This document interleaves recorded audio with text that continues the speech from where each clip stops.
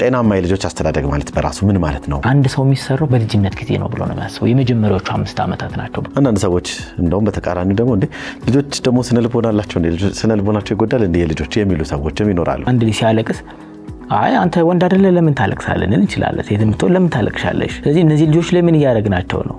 ጫናም ቢደርስብህ ህመምም ቢደርስብህ ችግርም ቢደርስብህ መግለጽ የለብህም እያልናቸው ወላጅ ልጅ ወይም ልጁን በጤናማ የልጅ አስተዳደግ መንገድ እያሳደገ ነው ለማለት የተቀመጡ መለኪያዎች ይኖሩ ይሆን? ሰዎችን በደንብ መቅረብ አይችሉም፣ እንዲርቋቸውም አይፈልጉ። አንዳንዴ ደግሞ ምን አይነት ሰዎች ናቸው እንል ይሆናል። ብዙ ጊዜ የቤተሰቦቻችን ኮፒ ነን እኛ።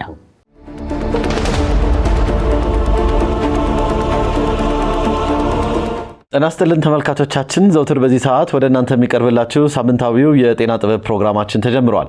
ጤና ጥበብ ፕሮግራማችንን ሰላም ሄልዝ ኮንሰልተንሲ ከአባይ ቴሌቪዥን ጋር በጋራ በመሆን ወደ እናንተ የሚያደርሱት ፕሮግራም ነው። በዚህም ፕሮግራም ላይም በጤናው ዘርፍ ላይ የተለያዩ ስራዎችን እየሰሩ የሚገኙ የሕክምና ባለሙያዎችን እንግዳ አድርገን በመጋበዝ ያላቸውን ዕውቀትና ክህሎት ወደ እናንተ የምናደርስበት ፕሮግራም ነው። ለዛሬም እንግዲህ አንድ እንግዳ ይዤላችሁ ቀርቤያለሁ። እስከ ፕሮግራማችን ፍጻሜ አብራችሁን ቆዩ።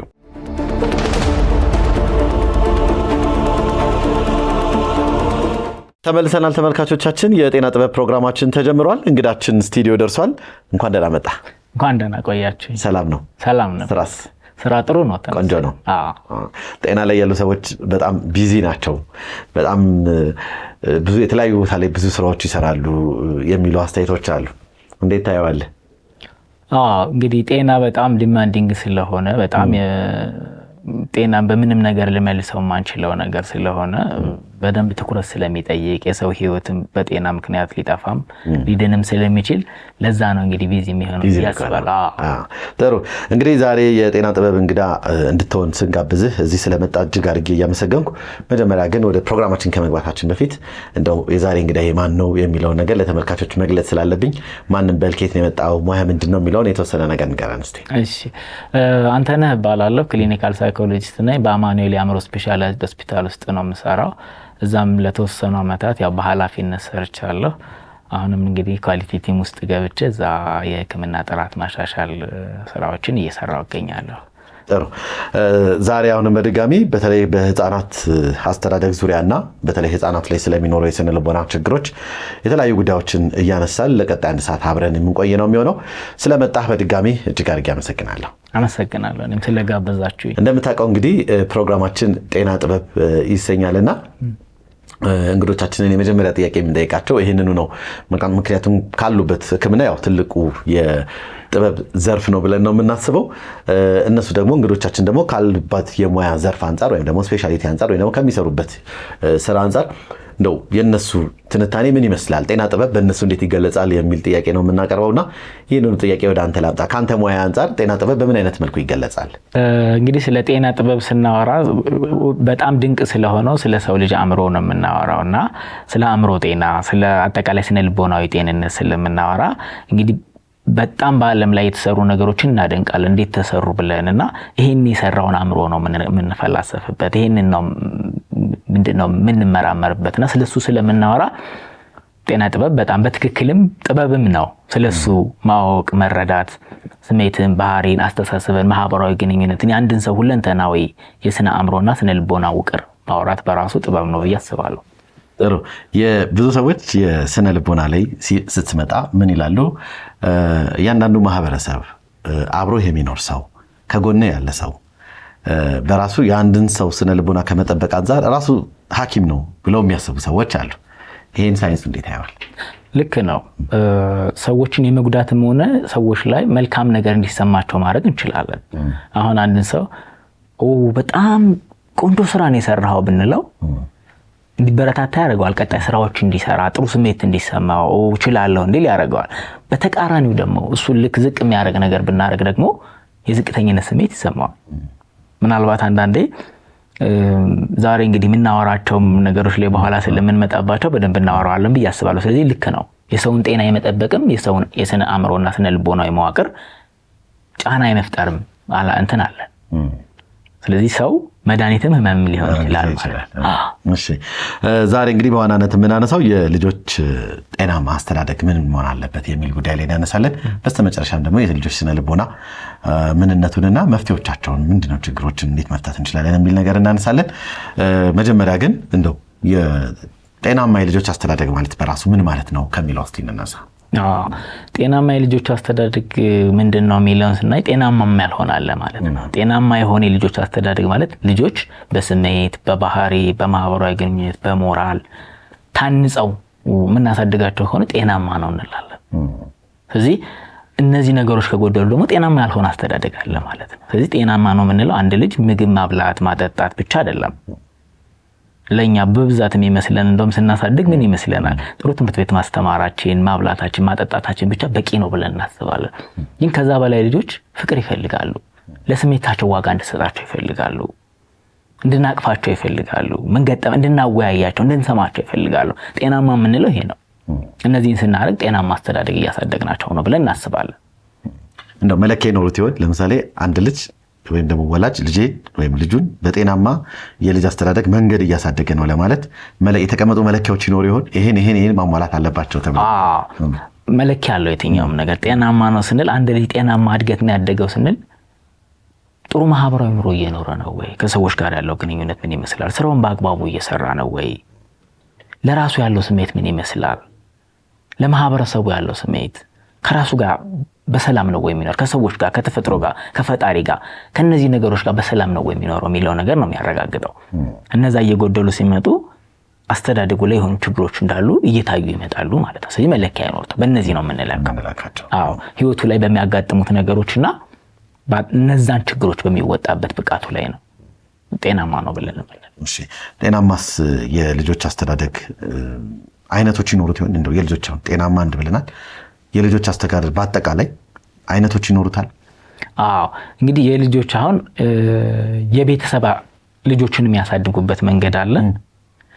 ልጆች ከቤተሰቦቻቸው ጋር ያላቸው የስሜት ቁርኝት አለ። እነዚህ ሁለት ነገሮች በደንብ እናያቸው። አሁን በመጀመሪያ ወላጆች ልጆቻቸውን የሚያሳድጉበት መንገድ ስናይ 4 አይነት የማሳደጊያ መንገዶች አሉ። የመጀመሪያዎቹ ቤተሰብ አምባገነን የምንላቸው ናቸው። ከፍተኛ የሆነ ህግ አለ። ታረጋለህ ነው። ለምን እንደሚያደርጉ ምክንያት አይነግሯቸውም። ስለዚህ ይሄኛው አስተዳደግ እንግዲህ ወላጆች ይሄን የሚያዳምጡ ይሄን ፕሮግራም የሚከታተሉ ወላጆችም ልጄን እንዴት ነው እያሳደግኩት ያለው ብለው እንዲያስቡበትም ጭምር ነው። እኔ የትኛው ውስጥ ነኝ ብለው ማሰብ እንዲችሉ ነው። እንዴት ነው እያደረኩት ያለው? ስለዚህ አምባገነን ነው። ታረጋለህ ነው። ስለዚህ ያን ህግ ለምን እንደሚያደርጉት ምክንያት አይነግሯቸውም። ይሄ በኋላ ህይወታቸው ላይ የሚያመጣው ለውጥ ትልቅ ተጽዕኖ ይፈጥራል። በጣም ትልቅ ተጽዕኖ አላቸው። ማህበራዊ ግንኙነታቸው ላይ፣ ስራ ላይ፣ ከሰዎች ጋር ባላቸው ግንኙነት ላይ የሚፈጥረው ነገር አለ። ለምሳሌ አድግ ብቻ እየተባለ ያደገ ልጅ ከሆነ ሁልጊዜም ቢሆን እሱም ያንን ነው ኮፒ የሚያደርገው። ብዙ ጊዜ የቤተሰቦቻችን ኮፒ ነን እኛ። ቤተሰቦቻችን የሰሩንን ነገር ሆነን የምንወጣው። ስለዚህ ሁለተኛው ደግሞ ቸለልተኛ ቤተሰብ አለ። በቃ ቢያጠፉ ምን ቢሉ ምንም ደንታ የማይሰጠው ቤተሰብ አለ።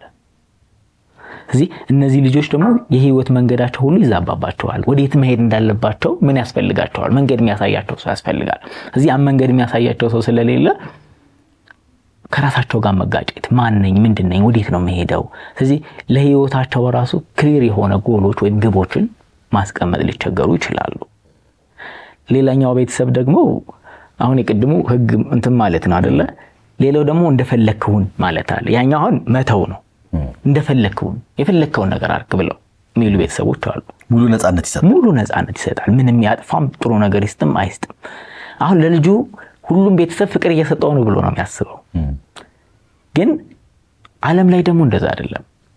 የሰው ልጅ የፈለገውን ነገር የሚያገኝበት አይደለም። ሁሉንም የፈለከውን ነገር ብታረግም ደግሞ አይጠቅምህም።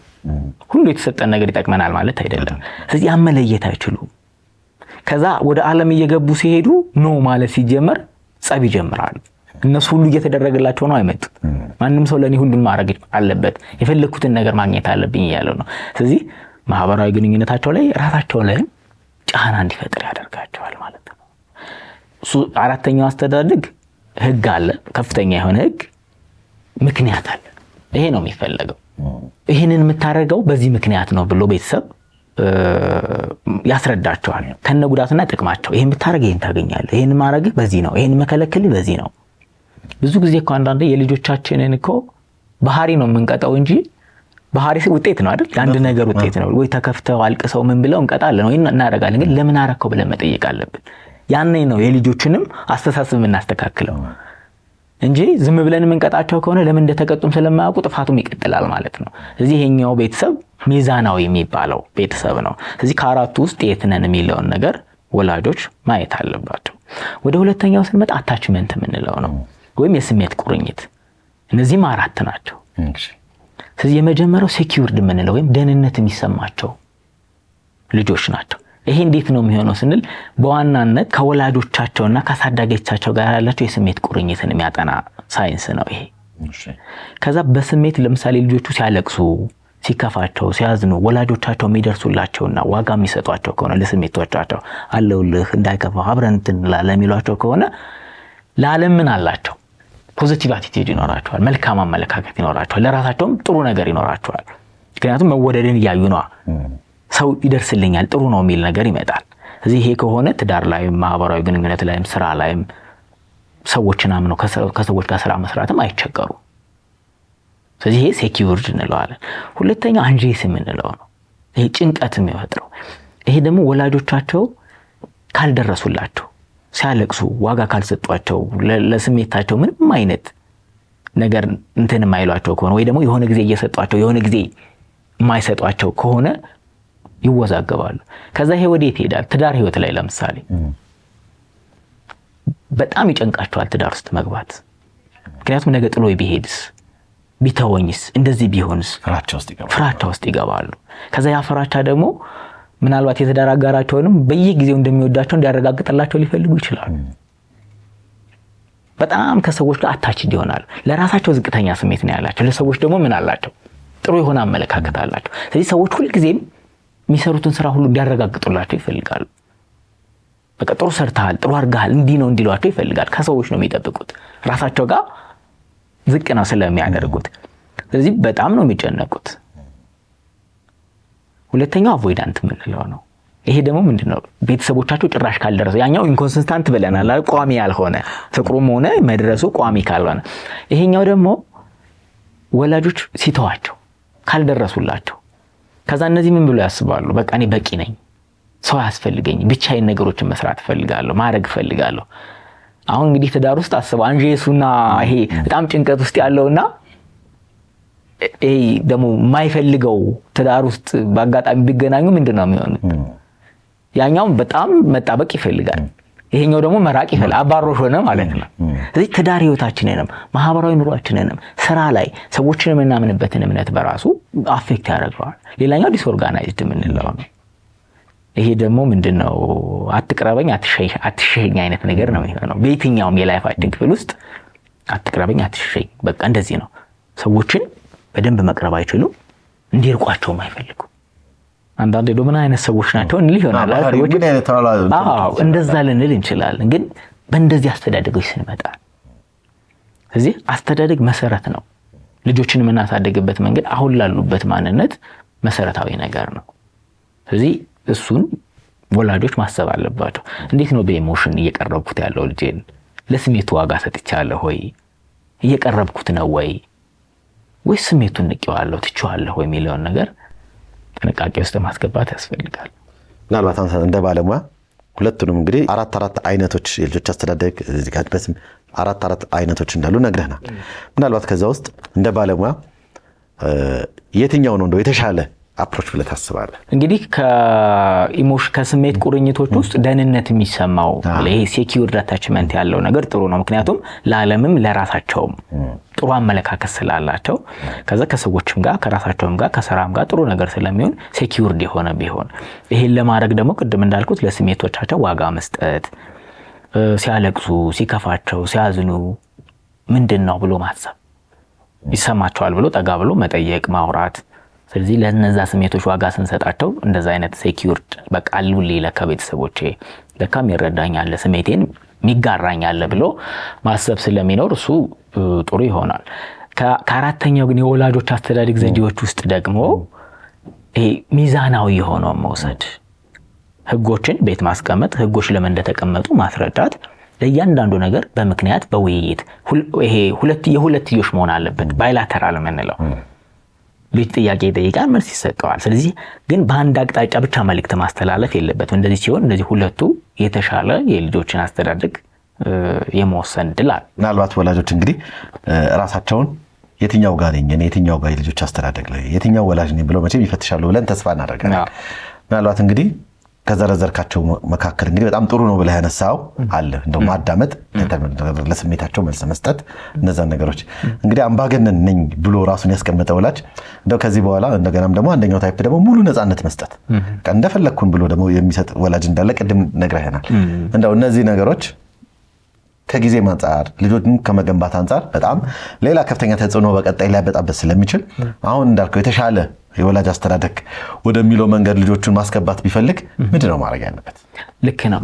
የመጀመሪያው ነገር በጣም ትልቁ ስቴፕ እያሳደግኩበት ያለው መንገድ ትክክል አይደለም ብሎ መረዳቱ ነው የመጀመሪያው።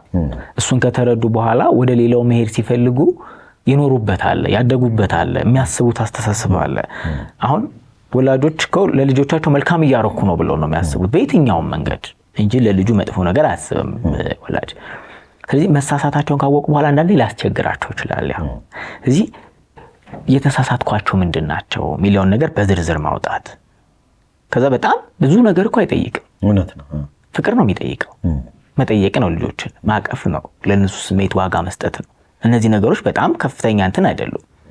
ስለዚህ እነዛን ነገሮች ማስተካከል ያለባቸው ነገሮች በዝርዝር ማስቀመጥ መጀመሪያ። ይሄ አስተዳደጌ ትክክል አይደለም፣ ሰው እንዴት ልቀይረው፣ በዚህ መንገድ ብለው ግልጽ የሆኑ ህጎችን ማስቀመጥ ያስፈልጋል።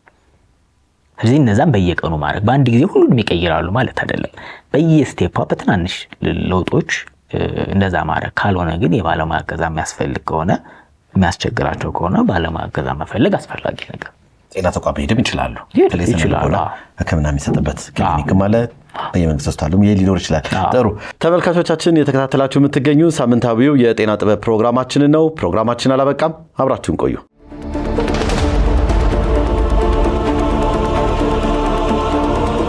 ተመልሰናል ተመልካቾቻችን። የጤና ጥበብ ፕሮግራማችን እንደቀጠለ ነው። ከእንግዳችንም ጋር ያለን ቆይታ ይቀጥላል።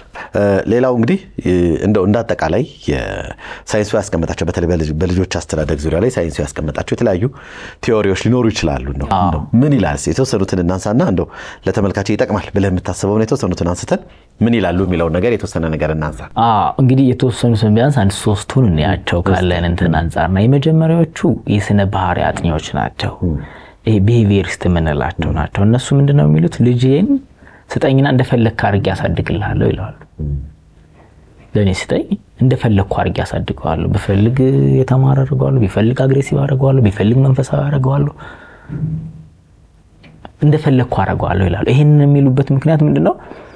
አንድ ልጅ አስተዳደግ ውስጥ አካባቢው በጣም ወሳኝ እንደሆነ ለማስረዳት ነው። አካባቢው ነው ሸፕ የሚያደርገን፣ ወላጆቻችን፣ ትምህርት ቤቱ፣ አካባቢው። ስለዚህ ከነዛ ውስጥ በሁለት አይነት መንገድ እንማራለን ብለው ያስባሉ። አንደኛው በማበረታቻ ነው፣ ሁለተኛው ቅጣትና ማበረታቻ። ስለዚህ መልካም የሆኑ ባህሪዎችን ባበረታታን ቁጥር መልካም የሆነ ውጤት ይመጣል፣ መጥፎ ባህሪዎችን ባበረታታን ቁጥር መጥፎ ይሆናል ብለው ያስባሉ። ስለዚህ ይሄ ደግሞ በብዛትም ይሰራል። ሌላው ኤሪክሰን የሚባል የስነ ልቦና ባለሙያ የሰው ልጅ ከውልደት ጀምሮ እስከ ሞት ድረስ ያለውን ሂደት ምን እንደሚመስል ያስቀምጣል። እኛ ስለ ልጅነት ስለሆነ የተወሰኑትን የመጀመሪያው ትረስት ቨርሰስ ሚስትረስት የምንለው አለ። ለዓለም ያለን እምነትና ጥርጣሬ። ይሄ ከየት ይጀምራል? ለምሳሌ ከተወለደ ጀምሮ እስከ 18 ወር ድረስ ወይም አመት ከ6 ወር ድረስ ያለ ነው።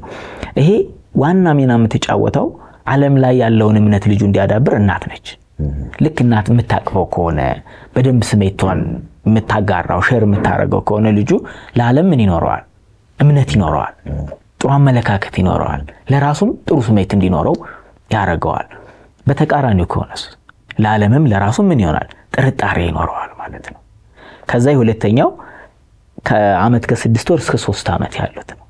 ይሄ ደግሞ ነፃነት የሚሰማው ልጅ ወይ ደግሞ ሀፍረት የሚሰማው ልጅ ይሆናል። ለምሳሌ ህፃናቶች በዚህ እድሜ ውስጥ የተለያዩ ነገሮችን ሲያረጉ ምናበረታታቸው ከሆነ ዋጋ የምንሰጣቸው ከሆነ ነፃነት ይሰማቸዋል። እችላለሁ ማለት ነው፣ አረጋለሁ ማለት ነው። ግን በየጊዜው የምንቆጣቸው ማናበረታታቸው ከሆነና ስሜታቸውን የሚሰብር ነገር የምናደርግባቸው ከሆነ ሀፍረት የሚሰማቸው ሰዎች፣ በራሳቸው የማይተማመኑ ሰዎች፣ ነገሮችን ለማድረግ የሚከብዳቸው ሰዎች ይሆናሉ። እነዚህ ነገሮች ይቀጥላሉ እስከ 12 ዓመት ስለሚቀጥል ማለት ነው። ከዛ ፍሩድ የሚያስቀምጣቸው ደግሞ አሉ። እንደውም ፍሩድ የሚለው ያው የሰው ልጅ the child is the father of an adult man ብሎ ያስባል።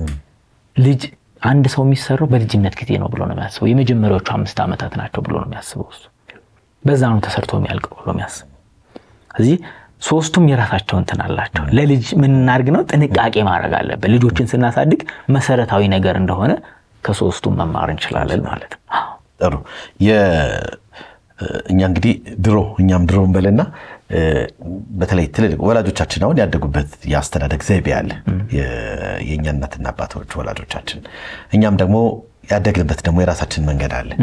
አሁን ደግሞ ትውልዱ ደግሞ የኛ ልጆች ደግሞ የሚያድጉበት የራሱ የሆነ የአስተዳደግ ዘይቤ አለ አይደለ? እንደው ምናልባት የድሮ ባህላችን ያለው የአስተዳደግ ዘይቤ በመሃል ላይ እኛ ያደግንበት ከዛም ደግሞ አሁን እኛ ደግሞ ልጆቻችንን የምናሳድግበት ደግሞ መንገድ አለ። ሶስቱም ቅርኝቶች እንዴት ታያቸዋለህ? በጣም ጥሩ። እንግዲህ ብዙ ጊዜ ያው ድሮ ቀረ ማለት ደስ ይለናል ይመስለኛል አይደለ? በቃ በፊት አስተዳደግ በፊት ነው፣ ኑሮ በፊት ነው፣ እንደዚህ በፊት ነው ምናምን እንላለን። ግን አሁንም ጥሩ ነገሮች አሉ፣ ድሮም ጥሩ ነገሮች ነበሩ። አሁን የተበላሹ ነገሮች ይኖራሉ፣ ድሮም ትክክል ያልሆኑ ነገሮች ይኖራሉ። እነዚህ መለየት አስፈላጊ ነው ብዬ አስባለሁ። በብዛት እንመሳሰላለን ብዬ ነው የማስበው። ኢትዮጵያውያን ወላጆች ጥናት ማድረግ ያስፈልጋል። ግን እኔ ከኖርኩበት ቤተሰቦቼ፣ ወላጆቼ፣ ጓደኞቻችን ካደግንበት በስራ ቦታ አግኝቻቸው ሰዎች ከምናወራቸው ተመሳሳይ ነው አብዛኛው የወላጅ እና ይሄ ትዕዛዝ መስጠትና መቀበል ላይ ያተኮረ ነው በብዛት። የኛ ይሄ እንደ ሊደርሺፕ አለ አይደለ?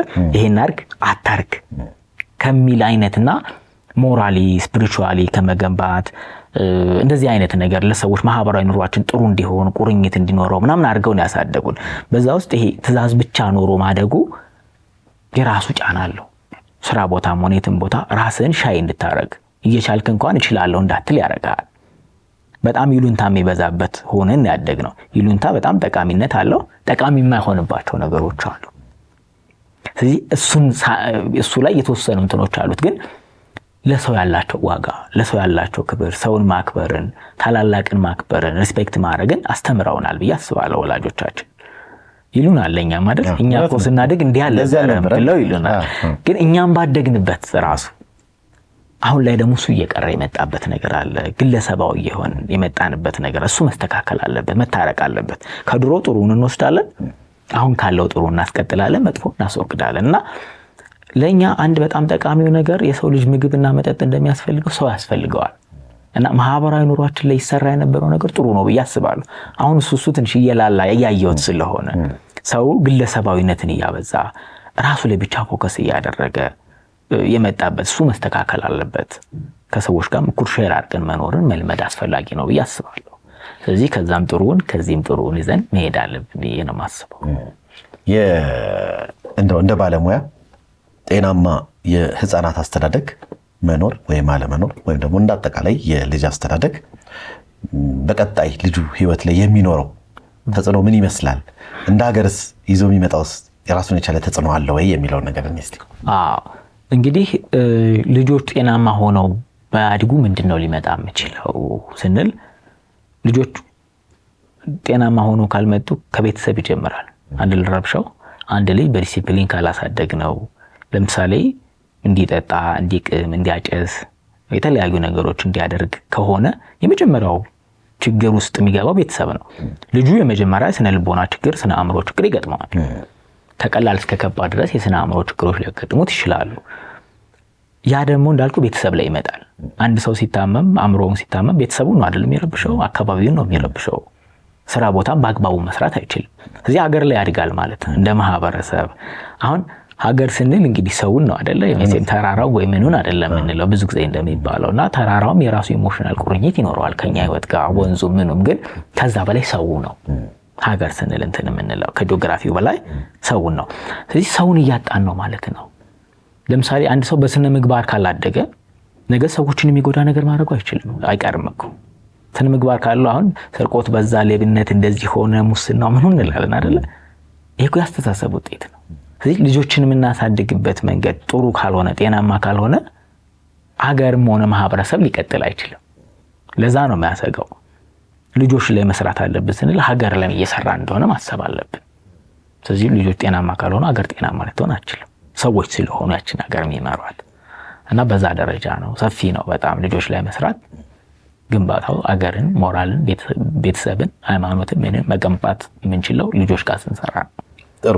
ወደ ልጆች ስነ ልቦና ከመምጣታችን በፊት የልጆች አስተዳደግን ከማጠቃለል አንጻር ይህንን ፕሮግራም ለሚመለከቱ ሰዎች አሁን ያለበት የልጆች አስተዳደግ አለ አይደለ? ሁላችንም የምንከተለው የልጆች አስተዳደግ አለ። ምናልባት አንተ እንደ ባለሙያ ማህበረሰብ ውስጥ እንዳለ ግለሰብ የምታየው በርካታ ነገሮች ይኖራሉ። እንደው አሁን ወላጆች እየተከተሉ ካለው የልጆች አስተዳደግ እንደው በአጠቃላይ ይሄን ቢያስተካክሉ እንዲህ ቢያደርጓቸው ብለህ የምታስበው ነገር ካለ የሆነ ነገር በለንና ወደ ሁለተኛችን እንገባለን። እንግዲህ ምን መደረግ አለበት ልጆች አስተዳደግ ላይ የሚለውን ነገር ስንመጣ ልጆች አስተዳደግ ላይ መደረግ ያለበት ነገር አሁን የግለሰብ ብቻ አይደለም፣ ግን ከወላጆች የሚጠበቃል። አንደኛ ወላጆች ልጆቻቸውን በሚያሳድጉበት ጊዜ ልጆቻቸውን ትምህርት ቤት ነው ብዙ ጊዜ የሚውሉት አይደል? ህፃን ላይ ምን ማድረግ እንዳለብን ተነጋግረናል። ስለዚህ ትምህርት ቤት ውስጥ ምን እንዳጋጠማቸው ኮሚኒኬሽን ያስፈልጋል። ግልጽ የሆነ ውይይቶችን ማድረግ ያስፈልጋል። ሌላ ውድድር አለማድረግ። ልጆችን ብዙ ጊዜ የእንተና ልጅ እኮ ይባላል አይደልና ሁልጊዜ ሰዎች አድናቂ፣ የሰዎች ተከታይ እንዲሆኑ ያደርጋቸዋል። ስለዚህ ከሰዎች ጋር ያነጻጽሯቸው። ከአቅማቸው በላይ የሆነ ህግ አለመጫን፣ እሱም ጭንቀት ውስጥ እንዲገቡ ያደርጋቸዋል። እንዳይወጡትም ያደርጋቸዋል። ባላንስ የሆነ ነገር መስጠት፣ ፍቅርን መስጠት፣ ለልጆቻቸው እንደምናስብላቸው ማሳየት አለ። እናስባለን እኮ ግን ያን ነገር በተግባር መግለጽ አለብን። በብዛት እነሱ እንደኛ አይደሉም። አሁን ትልቅ ሰው ሲሆን ያጣራል አይደል? ይሄ ይጠቅመኛል፣ ይሄ አይጠቅመኝም። ህፃናት ግን እንዳለ ነው የሚቀበሉት። በተለይ ወላጆቻቸው ያሉት ነገር በሙሉ እውነት ነው ብለው ነው የሚቀበሉት። ስለዚህ አንዳንዴ ደግሞ በባህሪያችንን ማሳየት አለብን። እኛ ከምንናገረው በላይ ባህሪያችንን አይተው ይማራሉ። እንደውም አንድ ሰው ሲያወራ የሰማሁት እኔ በጣም ውሻ እፈራለሁ አለና ለካ ልጁ እኔን እያየ ያን ውሻ መፍራቴን ያቀላል። እኔ በቃ አንድ ቀን መንገድ ላይ ይሄን በጣም ሰፊ ነው መንገዱ አለ፣ ውሻው ወደ እኔ ይመጣል አለና ጥግዣ ሳለፍኩት በጣም እጄ ይንቀጠቀጣል አለና ልጁ የ9 ዓመት አካባቢ ልጅ ነውና ወይ 10 አካባቢ ነው። አባዬ ውሻ ትፈራለህ እንዴ ምናምን ሲለኝ ፍራቻ እንዳይጋባ ብያለ አይ እንዴት ውሻ እኮ የቤት እንስሳ ነው እንዴት ልፈራ እችላለሁ ምናምን ብዬ ሳስረዳው ኧረ አባዬ እጅ እኮ እየተንቀጠቀጠ ነበር በዛ ላይ ጥግል ዘና ያሳለፍነው ምናምን ሲለኝ በቃ እንደማልሸወደው ሳልቅ አዎ እፈራለሁ እኮ ውሻ ስለው አባዬ እኔም እኮ አንተን እያየሁ እፈራለሁ አለኛልና አንዳንዴ ወላጆቻችን ራሱ ልጆቻችን ባህሪያችንን አይተው ይማራሉ። ስለዚህ ለነሱ ፊት የምናሳየውን ነገር እነሱ ፊት የምናወራቸውን ነገር ጥንቃቄ ያስፈልጋል። ስለዚህ እነዚህ ነገሮች በማድረግ ከወላጅ ይሄ ይጠበቃል። ትምህርት ቤቱ ሴፍ ማድረግ ያስፈልጋል። ብዙ ልጆች እኮ ትምህርት ቤት ውስጥ እኮ ቡሊ ይደረጋሉ፣ ይሸማቀቃሉ፣ ባለባበሳቸው፣ ባነጋገራቸው፣ በመልካቸው፣ በቁመናቸው። ትምህርት ቤቱ ያን ነገር እንዳይደረግ ምን ማድረግ አስፈልጋል? ስራ መስራት አስፈላጊ ነገር ነው። ከዛ እንደ ማህበረሰብ ምን ማድረግ አለብን ስንል ያገባኛል ማለት መቻል አለብን። በልጆች ጉዳይ እኔም ይመለከተኛል ብለን መስራት አለብን። መንግስት ደግሞ ልጆች ጋር ያሉ ፕሮጀክቶችን መስራት ሀገርን ማስቀጠል ነው ብዬ አስባለሁና ከመንግስትም ከሃይማኖት አባቶች እነሱ ሞራሊቲ አንድ ምን ገነባው ነገር ከሃይማኖት ነው አይደል? ስለዚህ ሃይማኖት አባቶችም ለኛ ሞዴል መሆን አለባቸው። ወላጅም ሞዴል መሆን አለበት። ሞዴል ስንል ባህሪ የሚያሳያቸው ነገሮች እያዩ ስለሚማሩ እነዚህ ነገሮች በማድረግ ጤናማ ልጆችን መፍጠር እንችላለን ብዬ አስባለሁ። በጣም አሪፍ። ወደ ስነ ልቦና ደግሞ ጉዳይ እንግባ እስቲ። በተለይ የልጆች ስነ ልቦና በጣም ትልቅ ችግር ሆኖ እየታየ ነው እንደምታውቀውና አንዳንድ ሰዎች እንደውም በተቃራኒ ደግሞ እንዴ ልጆች ደግሞ ስነ ልቦና አላቸው እንዴ ስነ ልቦናቸው ይጎዳል እንዴ የልጆች የሚሉ ሰዎችም ይኖራሉ። በመጀመሪያ ወደ ጥልቅ ከመግባታችን በፊት እንደው የልጆች ስነ ልቦና እንዴት ይገለጻል የሚለው ነገር ነው። እንግዲህ የልጆች ስነ ልቦና ከሌላው ስነ ልቦና የተለየ ነው። የሚማሩት እንዳልኩት ሪፈራንስ የሚያደርጉት ወላጆቻቸውን ነው እንጂ ሪያሊቲውን አይረዱትም። የነሱ ዓለም ማለት ቤተሰቦቻቸው ናቸው። ስለዚህ እያንዳንዱን ነገር የምንነግራቸው ነገሮች መቀበል ነው፣ እነሱ አብዞርብ ማድረግ ስለሆነ ጥንቃቄ የሚያስፈልግ ነው የልጆች ስነ ልቦና። ከምንናገረው ቃል፣ ከምናወራቸው አወራር፣ ለባህሪያቸው ከምንሰጠው ምላሽ ለእያንዳንዱ ለሚያሳዩት ነገር ከምንሰጠው ምላሽ ይጀምራል። ስለዚህ ጥንቃቄ የሚያስፈልገው ነው የልጆች ስነ ልቦና። እንደዚህ የሚሉ ሰዎች ካሉ በጣም ያሳዝናል። ልጆች እንዴት ስነ ልቦና አላቸው ወይ እንዴት ይሰማቸዋል ወይ?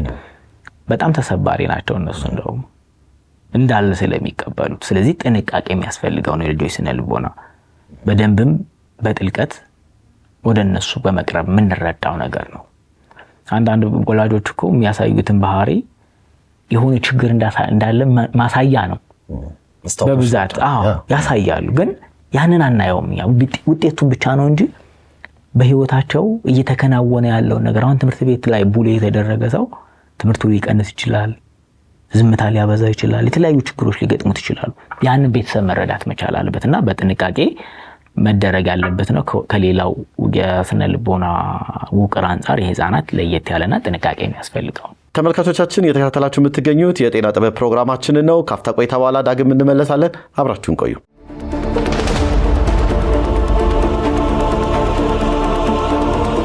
እንደው የልጆችን ስነ ልቦና ሊጎዱ የሚችሉ ብለን የምናስባቸው ነገሮች የተወሰኑትን መጥቀስ እንችላለን? እንግዲህ ሊጎዱ የሚችሉት ነገሮች አንደኛ ቅድም እንዳለው በጣም ከመጠን በላይ ጫናዎችን ማሳደር፣ ማወዳደር ከሰዎች ጋር፣ ለስሜታቸው ዋጋ ለመስጠት አንተ እንዲህ አይደለ እንዴ ደግሞ ለዚህ ነው እንዴ እንደዚህ ነው እንዴ መናቅ፣ አለመቀበል ልጆች ናቸው ብለን የምንነቃቸው ከሆነ እነዚህ ነገሮች የህፃናትን ስነ ልቦና በደንብ ሊጎዱ የሚችሉ ነገሮች። ስለዚህ ጥንቃቄ ማድረግ አለብን። አወራራችንን እንዳለው ህጎችን፣ ጫናዎችን አጠቃላይ ለነሱ የምናረጋውን ነገር በእነሱ ልክ መለካት አለብን። በእኛ ልክ ለክተን ከሆነ ይበዛባቸዋል። አሁን ይሄ የውሃ ዕቃ አለ አይደል? 1 ሊትር ውሃ አምጥቼ ባረግበት አይችልም አይደል? ስለዚህ እነሱም ሊችሉት በሚችሉት መንገድ ብቻ ነው መደረግ መቻል አለበት። አንዳንድ ጊዜ በእኛ ልክ እንጭንባቸውና ጭንቀት ውስጥ እናስገባቸዋለን። ለዛ ደግሞ ጭንቀት ውስጥ መለየት ውስጥ ሲገቡ ደግሞ የሆነ ስያሜ እንሰጣቸዋለን። እሱ የበለጠ እየጎዳቸው ሄዳና በዚህ መንገድ ጥንቃቄ ማድረግ ያለብን ይመስለኛል። በግልጽ በመወያየት ሞዴል በመሆን ለነሱ ከመጠን በላይ ህጎችን ባለመጫን መጠበቅ እንችላለን። እሱ ምናልባት በቤት ውስጥ የወላጆች ወይም ደግሞ የቤተሰብ ሰላም ወይም ደግሞ ቤት ውስጥ አለመረጋጋት መኖር የልጆቹን ስነ ልቦና ከመጉዳት አንጻር ያለው አስተዋጽኦ ይኖር ይሆን? አዎ በሚገባ። ጠባሳ የምንለው አንድም እሱ ነው። በቤተሰብ ውስጥ ጭቅጭቅ ውስጥ የሚኖሩ ሁሉ የሚጨቃጨቁ ቤተሰቦች ውስጥ የሚያድግ ልጅ የሚረዳው ምንድነው? ዓለምን ጭቅጭቅ እንደሆነች ነው። ትዳር ጭቅጭቅ እንደሆነ፣ ኑሮ ጭቅጭቅ እንደሆነ፣ የትኛውም ነገር ላይ ሰላም እንደሌለ ነው የሚያስበው። ከዛ ነው ሪፈራንሱ የሚለካው ነገር። ስለዚህ ስነ ልቦናው ላይ ጠባሳ ይጥልበታል። ከዛ በኋላ አድጎ ምናልባት ትዳር ውስጥ እንዴት ነው ሊገባ የሚችለው የሚለው ጥያቄ ውስጥ ነው የሚያስገባው። ከዛ ጩኸት ሲሰማ፣ ጫጫታ ሲሰማ፣ ንግግር ሲሰማ ሁሉ መቋቋም አይችልም። ለሱ ጠባሳ ነው ያ። ስለዚህ ከፍተኛ የሆነ የልጆች ጠባሳ አንደኛው የወላጆች ግጭት ነው። እንግዲህ አንድ ልጅ ሰላም አገኝበታለሁ ብሎ የሚያስበው ቤት ነው አይደል? ቤት ውስጥ ሰላም ካጣ ዓለም ውስጥም ሰላም የለም ብሎ እንዲረዳ ነው የሚያደርገው። ቅድም ብለናል አይደል? ይሄ ልጅ መለየት አይችልም። አሁን የኔ ቤተሰቦች ብቻ ናቸው ብሎ አንደርስታንድ የሚያደርግበት ሪያሊቲ ውስጥ አይደለም ያለው። ስለዚህ ዓለምን በእነሱ ስለሚለካው የወላጆች ጸብ እንኳን ጭቅጭቅ ችግሮች ቢኖሩ ልጆች ጋር እንትን ማለት አያስፈልግም። ችግሮችን መፍታት በውይይት ነገሮችን ለመፍታት መሞከር አስፈላጊ ነው። የልጆች እንግዲህ ስሜቶቻቸውን የመደበቅ እድላቸው እጅግ በጣም አናሳ ነው። ወዲያው ነው ስሜቶቻቸውን ይናገራሉ። የምታያቸው በጣም በርካታ ምልክቶች ይኖራሉ። ደስታቸውን በዛው ልክ ደግሞ ቶሎ ይገልጹልሃል። እንዲህ አይነት ባህሪ ያላቸው ልጆች እንደው ከዛ አንጻር የስነ ልቦና ጫና ውስጥ የገቡ ወይም ደግሞ ይሄ ችግር የደረሰባቸው ልጆች ምናልባት የሚያሳዩት ባህሪያቶች ይኖር ይሆን? ወይ እነሱ ላይ የምናያቸው ነገሮች ወይ የምንገነዘባቸው ነገር ይኖር ይሆን? ልክ ነው። ጫና ሲደርስባቸው የሚያሳዩት ነገር አለ። እንዳለው እንደኛ አይደብቁም። የሚጫወቱ ከሆነ ጨዋታ ሊቆሙ ይችላሉ። የምግብ ፍላጎታቸው ሊቀንስ ይችላል። አንዳንዴ ሌሊት ሽንት ሊያመልጣቸው ይችላል። ብቸኝነትን ሊመርጡ ይችላሉ። ከሰዎች ጋር መጫወት ላይችሉ ይችላሉ። ያለ ምክንያት ማልቀስ ሊኖር ይችላል። መከፋት፣ ማዘን፣ ውጤታማ አለመሆን፣ መማር አለመቻል፣ እንዲህ አይነት ነገሮች ይከሰታል። በባህሪ የሚገለጹ ናቸው በብዛትና ልጆች ድሮ ከሚያዩት ባህሪ ለውጥ ካለ ቤተሰብ ልጅ ምን ነካው ብሎ ማውራት ያስፈልጋል። ምን እየገጠመ ነው ብሎ በደንብ በቅርበት መረዳት ያስፈልጋል። ስለዚህ ያሳያሉ በእነዚህ ምልክቶች። ምናልባት አብዛኛውን ሰዓታቸውን በትምህርት ላይ ስለሚያሳልፉ ልጆች መምህራኖች ይህንን ችግር ከመረዳት አንጻር ምናልባት ትኩረት አድርገው መስራት ያለባቸው ነገር ካለ በዚህ አጋጣሚ። እንግዲህ ትምህርት ቤት ከገቡ በኋላ አብዛኛውን ጊዜ እንዳልነው ትምህርት ቤት ነው የሚያሳልፉት። ምናልባትም ከ4 ሰዓቱ ውስጥ 8ቱን ወይ 7ቱን ሰዓት እዛ ነው የሚያሳልፉት። ስለዚህ 1/3 የሚያክለው ማለት ነው። ከወላጆቻችንም በላይ አንዳንዴ ትምህርት ቤት ስናሳልፋልና በቅርበት መከታተል አለባቸው የመምህራን አስባለሁ። ልጆች በትምህርት ስለቀነሱ ብቻ አይ እሱ እኮ በቃ ደካማ ተማሪ ነው አይሰራም፣ እንዲህ አይነት ነገሮች ብዙ የምንጠቀማቸው ቃሎች አሉ። እነሱን ከመጠቀም ይልቅ ምን አጋጠማቸው ብለው መጠቃት፣ ማውራት፣ ማናገር። ስለዚህ ከመምህራን በጣም ትልቅ ነገር ይጠበቃል። አንደኛ ልጆችን መጥቶ በማናገር፣ ሁለተኛ ኢንቫይሮንመንቱን የትምህርት ቤቱን ከባቢ መልካም በማድረግ ጥሩ የትምህርት ቤት ከባቢ መፍጠርም አንድ ነገር ስለሆነ እሱን መፍጠር አስፈላጊ ነገር ነው ብዬ አስባለሁ። ከወላጆች ጋር ኮሙኒኬት ማድረግ፣ ልጃችሁ ትምህርት ቤት ውስጥ እንዲህ አይነት ባህሪ ያለው ምንድነው አውሩት እስኪ ብሎ ከወላጅ ጋር ቤት ውስጥ ካለ ችግሩ በዛም ትምህርት ቤት ሊገለጽ ይችላል። ትምህርት ቤት ከሆነም ደግሞ ቤት ውስጥ አመጣው ሊገልጹት ይችላሉና ከሁለቱም በወላጅና በቤተሰብ መካከል ግልጽ የሆነ ውይይቶችን ማድረግ አስፈላጊ ነው። ምናልባት እንግዲህ ልጆች የስነ ልቦና ጫናው ቅድም እንዳልከው እንግዲህ ትምህርት ቤት ሊሆን ይችላል፣ ቤት ውስጥ ሊሆን ይችላል፣ ምልክቶችን እናያለን። በተቃራኒ አንዳንድ ወላጆች ደግሞ ምን ሊያስቡ ይችላሉ? በተለይ የዚህ ጤናማ ልጆች አስተዳደግን ከገቢ አንጻር ብቻ የሚያስቡ ሰዎች ይኖራሉ። ለምሳሌ በቃ እኔ ለልጄ የሚፈልገው ነገር ማድረግለት ነገር እኮ የለም፣ የራሳቸውን ገቢ ከልጆቻቸው ጤናማ ማስተዳደሪያ ገደተ ላይ እኔ እኮ ምን ገቢ ያለኝና ደግሞ ገቢ የለኝም ልጄን በሚፈልገው መንገድ እኮ ማሳደግ አልቻልኩም የሚሉ ሰዎች አሉ። ምናልባት የጤናማ ልጆች አስተዳደግ ከሰውየው ካለው ገቢ ጋር የመያያዝ እድል አለው ወይ የሚለው ደግሞ እስቲ። እንግዲህ ቅድም መጀመሪያም ስንለው የነበረው በብዛት ቤተሰብ የሚያስበው ልጁን ስላበላ ጥሩ ትምህርት ቤት ስላስተማረው ፍላጎቶቹን አሟልቻለሁ በማቴሪያል ብሎ ካሰበ ልጄ በጥሩ ሁኔታ ያሳድግ ቀብጦ ነው እንጂ ምን አጉድዬበት ነው ይመጣል። ግን ያ ብቻ አይደለም በቂ። ህፃናት ከሚበሉት ከሚጠጡት ነገር በላይ ፍቅር ይፈልጋሉ፣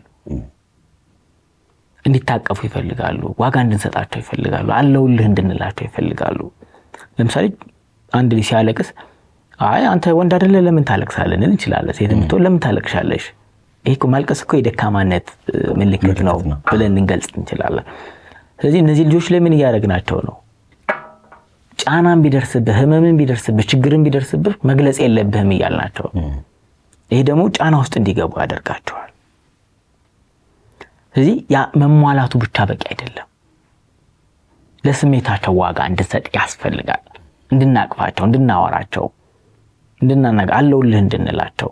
ችግር ሲገጥማቸውስ የገጠመ ችግር ከባድ እንደሆነ አውቃለሁ ግን አብረን እንፈታዋለን ስንላቸው ደስ ይላቸዋል። አንደኛ አለውልህ እያልናቸው ነው። ሁለተኛ ደግሞ የመፍትሄ ሀሳቡን አብረን እናመጣለን እያልናቸው ነው። ስለዚህ አንድ ነገርም ሲገጥማቸው ደግሞ ችግር የመፍታት ክህሎታቸውንም ማደግ መቻል አለበት። ዝም ብለን ፊድ ማድረግ ብቻ ሳይሆን ችግር ሲገጥማቸው ይህን ችግር እንዴት አየው፣ እንዴት ነው መፍታት ያለበት፣ ራሳቸው የመፍትሄ አካል እንዲሆኑ ችግር ሲገጥማቸው ማድረግ አስፈላጊ ነገርና እሱ በቂ አይደለም ነው። እነዛኞች ቤተሰብም ደግሞ አይ ገንዘብ እንደዚህ አይደለም እንዲህ የለኝም ሳይሆን እንዳለው ብዙ ገንዘብ የሚጠይቅ አይደለም የሚፈልጉት ነገር። ስለዚህ ያላቸውን ነገር ፈቃደኝነት ብቻ ነው የሚጠይቅ። ያ ከሆነ ምንም እንዳልጎደለባቸው እንዲሰማቸው ያደርጋሉ። ማቴሪያል ብቻ ነው ብለን ከነገርናቸውማ እነሱ ራሱ የህይወት ኳሊቲ መለኪያው ገንዘብ ነው ብቻ ነው ብለው ሊያስቡ ነው። ስለዚህ ያን ገንዘብ ለማግኘት ደግሞ ምንም ነገር ሊያደርጉ ነው ማለት ነው። ብዙ ጊዜ ከዚህ ነው የሚመነጨው። ጥናቶችን ብናረግ ሰዎች እንዴት ወደ ንድረዛት፣ ስርቆት ውስጥ፣ ችግር ውስጥ እንደዚህ መልካም ያልሆነ ባህሪ ውስጥ ገባን ስንል ተምረውት ነው። ከየትም መጡ እኮ አይደለም። ሌሎች ሰዎች ለምን ተለያየን? አንደኛው ሰው በጣም መንፈሳዊ ወይ ጥሩ አገሩን ሰውን የሚወድ ሰው ይሆናል። ሌላኛው ደግሞ ጥላቻ ያለበት ይሆናል። ይሄ አስተዳደግ ውጤት ነውና ስናሳድግ ከገንዘብ መውጣት መቻል አለብን። ገንዘብ ማድረጋችን ብቻ በቂ አይደለም የሚለውን ነገር ወላጆች በደንብ መረዳት መቻል አለባቸው። ጥሩ። ሌላው የዚህ ችግር ውስጥ የወደቁ ህጻናቶችን በምን አይነት መልኩ ነው ከገቡበት ችግር ማውጣት የምንችለው የሚለውን ነገር ደግሞ የተወሰነ ነገር ነው። ስለዚህ ችግሮች ሲያጋጥሙ ምን እናድርግ ነው እንግዲህ። ይሄ በየደረጃው የሚደረግ ነገር ነው። ወላጆች የሚፈቱትና የሚያስተካክሉት ከሆነ እነሱ የሚያደርጉትን ነገር ማምጣት አለባቸው። አንዳንድ የባህሪ ለውጦች ሲመጡ ቁጭ ብሎ እንዳለው መጀመሪያ ማውራት መቻል አለብን። ልጄ እንደዚህ ነበረ አሁን እንደዚህ ለምን መጣ? ቁጭ ብሎ ማውራት አለባቸው።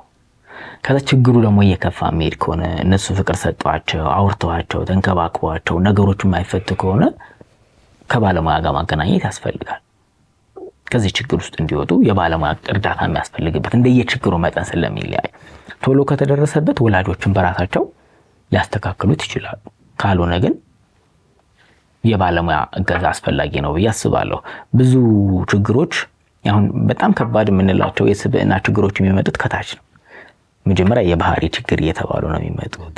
ከዛ የጸረ ማህበራዊ እየሆኑ ይመጣሉ፣ አንቲ ሶሻል እየሆነ ይመጣል። ከዛ እያደገ ሄዶ የተለያዩ የስብዕና ችግሮች ውስጥ መግባት ይመጣል። እዚህ ያችን የባህሪ ችግሯ ማስተካከል ብንችል ኖሮ የስብዕና ችግር አሁን ስብዕና ላይ ከደረሰ ከባድ ረጅም ጊዜ የሚፈጅ ነው እሱን ለመቀየር። እንደውም እነዚህ ያው ክርክሮች አሉ። ስብዕና እንደዚህ ይቀየራል አይቀየርም? ይቀየራል፣ ግን በጣም ረጅም ጊዜ የሚፈጅ ነገር ነው። ስለዚህ በጊዜ ግን ብንሰራ ነገሮችን ማስተካከል የምንችልባቸው ነገሮች አሉ ብዬ አስባለሁ። እና እንደዛ ማድረግ ብቻ ጥሩ ውጤት ይመጣል ብዬ አስባለሁ። እንግዲህ ያው ሰዓታችን ይገድበናል እንጂ ያው በርካታ ጉዳዮችን ማንሳት እንችል ነበረ፣ ግን ደቂቃችን እዚህ ጋር እንድናቆም ያስገድደናል። ምናልባት ፕሮግራማችንን ከማጠናቀቃችን በፊት እንደው በዚህ ጉዳይ ላይ ባነሳው ብለህ የምታስበው ሀሳብ ካለ እድሉን ሰድና ፕሮግራማችንን እናጠናቅ። በመጀመሪያ ያው ይሄን ፕሮግራም በማንሳታችሁ በጣም ይሄ የሚደነቅ ነገር ነውና እኛም ያሳስበናል። ልጆቻችን የት ነው የሚያድጉት? ወደፊት አካባቢው ጥሩ ያልሆኑ ነገሮች እየተፈጠሩ ያሉበት ነገር ነው። ኬዮሶች አሉ እና ይሄን ነገር ልጆቻችን እንዴት ነው የሚቀበሉት? ማህበራዊ ሚዲያው እንዴት ነው እየተቀበሉት ያሉት? አሁን ለህፃናት ማህበራዊ ሚዲያ በጣም ህይወታቸውን እየነጠቀ ያለ ነገር ነው። የማስታወስ ብቃታቸውን፣ ትኩረት የማድረግ ብቃታቸውን፣ የማሰላሰል ብቃታቸውን የሚያሳጣ ነገር ነው እና ብዙ ጊዜ ወላጆች ደግሞ ለህፃናት ስልክ ይሰጣሉና ስልክ ባይሰጧቸው እንግዲህ ኤሌክትሮኒክሱ በጣም አሁን እነሱ እንዲበሉላቸው ብቻ ስልክ ይከፍቱላቸውና ወይ የሆነ ነገር አድርገውላቸው እንዲበሉ ነው የሚፈልጉትና ለወላጆች መጠንቀቅ አለባቸው። ማህበራዊ ሚዲያ ላይ ልጆች ከአቅማቸው በላይ የሆነ ነገር እያዩ ነው። አሁን እኮ የ6 ዓመት የ8 ዓመት ልጅ ራሱ ላይ ጉዳት አደረሰ ሲባል እንሰማለን እና ይሄም አንዱ የማህበራዊ ሚዲያ ጫና ይመስለኛል። እኔ ራሴን አስበዋለሁ። በዛ ዘመን እንዲህ አይነት ነገሮች አስብ ነበር ላስብ አልችልም። ምክንያቱም የነበረኝ ከባቢ ያንን እንዳስብ ስለማይፈቅድልና ንጹህ የሆነ ከባቢ መፍጠር አስፈላጊ ነው። ትምህርት ቤቶች ላይ ህፃናትን የሚጠብቁ ነገሮች መፈጠር አለባቸው ብዬ ነው ማስበው። አሁን ማህበራዊ ሚዲያ ላይ እንግዲህ አስበው ቲክቶክ በ5 ደቂቃ ነው አይደል? አሁን ሁላችንም ራሳችንን እንጠይቅ እስቲ እኛ ላይ ያደረሰው ነገር ህፃናቶች ላይ እንዳይደርስ ነው። ለነሱ ትልቅ ረጅም መጽሐፍ ማንበብ ከሆነ እየቻልን አይደለም። ምክንያቱም አእምሯችን በ5 ደቂቃ ተገድቧል። አእምሯችን ደግሞ ኢላስቲክሲቲ አለው፣ ይሳባል፣ ይወጠራል። በጣም ብዙ ነገር በሰጠነው ቁጥር ይሰፋል፣ በጣም ባጠበብነው ቁጥር ይጠባልና እንደዚህ አይነት ጉዳቶች እየደረሱ ስለሆነ ወላጆች ጥንቃቄ ቢያደርጉ ልጆቻቸውን በሚያሳድጉበት ጊዜ የሚከፍቱላቸውን ቪዲዮዎች፣ ፊልሞች ሊሆኑ ይችላሉ። እነዚህ ነገሮች ላይ በጣም ጥንቃቄ ማድረግ አለበት። ዛሬ እንግዲህ ያወራናቸውን ነገሮች በሙሉ ወላጆች ወስደው እስቲ ራሳቸውን እንደ መስታወት እንዲያዩ ይፈትሹ። እስቲ የት ነው ያለሁት? ከልጄ ጋር እግባባለሁ ወይ? እያወራሁ ነው? እየተነጋገርኩ ነው ወይ? ወይስ ተራርቀናል ከልጄ ጋር? ልጄ እንዴት ነው እያሳደግኩት ያለው? ከእውነታው ዓለም ጋር እያጣጣምኩት ነው ወይ? ወይስ በብቸኝነት የራሱን ነገር ነው? ቤት ሲመጣ ልጄ መልካም ስሜት ይሰማዋል ወይ? ቤቱን እንደማረፊያ ያየዋል ወይ? የሚሉትን ነገሮች ማሰብ አስፈላጊ ነገር ነው። መምህራኖችም ትምህርት ቤቶቹ ልጆቹን የሚጠብቅ ነው ወይ የሚለውን መጠየቅ አለባቸው። እያስተማርን ያለው ነገር ለልጆቻችን ስነ ምግባርንም ጭምር መሆን አለበት። አንድ ሰው ሳይንስ ብቻ አስተምረን ብንለቀው ውጤታማ አይሆንም። ማሰሪያው ስነ ምግባር ስለሆነ ስለዚህ ስነ ምግባር ያለው ልጅ እየሰራን ነው የሚለውን ነገር ከሁሉም ከመንፈሳዊ ቦታዎችም፣ ከሃይማኖትም፣ ከወላጅም፣ ከማህበረሰብም፣ ከሀገርም፣ ከኢንስቲትዩሽን ተቋማትም ይሄን መስራት አለባቸው ብዬ አስባለሁ። እንግዲህ እናንተም እየሰራችሁ ነው እንደ ሚዲያም በጣም ትልቁን ስራ መስራት አለበት ብለን እናስባለን። ለሰው ልጅ በጣም ቅርብ ስለሆነ ሚዲያ ነው እና እምነትም ስላለው ሰው ሚዲያ ላይ ስለሚቀርበው ነገር እምነት ስላለው በዚህ መንገድ ቢሆን በጣም ጥሩ ነው ብዬ አስባለሁ። በጣም አሪፍ። እኛም እንግዲህ እዚህ ስቱዲዮ መጥተን እንዲህ አይነት ቆይታ እንድናደርግ ስለፈቀድክ በድጋሚ በተመልካቾቻችን ስም እጅግ አድርጌ አመሰግናለሁ። እኔም አመሰግናለሁ ጋብዛችሁኝ። በዚህ በጣም ወሳኝ ስለሆነው የሰው ልጅ ህይወትን መንገድ ሊቀይስ በሚችለው ነገር ላይ ሀሳቤን እንድሰጥ ስለጋበዛችሁኝ አመሰግናለሁ። እሺ ተመልካቾቻችን ስትከታተሉ የነበረው የዚህ ሳምንት የጤና ጥበብ ፕሮግራማችን የእስካሁኑ ይመስል ነበረ። ሳምንት በሌላ ፕሮግራም እስክንገናኝ እስከ ሳምንት ጤና ይስጥልን።